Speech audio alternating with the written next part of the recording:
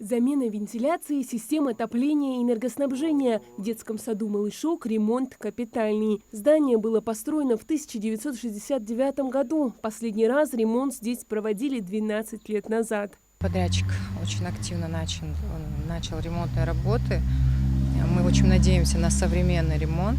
Мы очень благодарны, что мы попали в эту программу развития образования. И всем тем, кто заботился об этих проблемах, кто это все выносил и кто добился того, что сегодня в нашей республике проводились и такие капитальный ремонт. У нас очень много строительств. Здесь сделано все для комфортного и безопасного времяпрепровождения, начиная с замены электрических проводок и заканчивая установкой камер видеонаблюдения. Рабочая бригада, насчитывающая около 30 человек, трудится на объекте уже 3 месяца. Сейчас работают над фасадом здания. Ремонт находится в стадии завершения. Более 70% работы выполнены.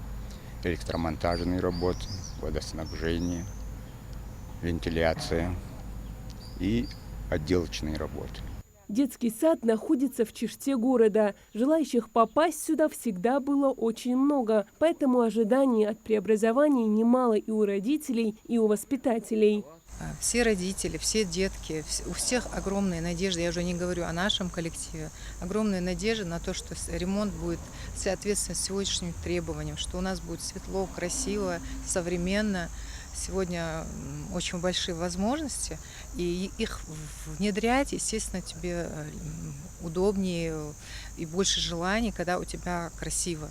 Тем более, когда ты работаешь с маленькими детьми, дети очень чувствительны ко всему, что происходит. Все эти перемены первыми заметят они. Ремонт проходит в рамках государственной программы развития образования, благодаря которой по всей стране с 2017 года обновляется инфраструктура, а в Ингушетии в этом году под капитальный ремонт попали 6 школ и 2 детских сада. Хадиджа Ивлоева, Султан Булгучев, Магаз 24.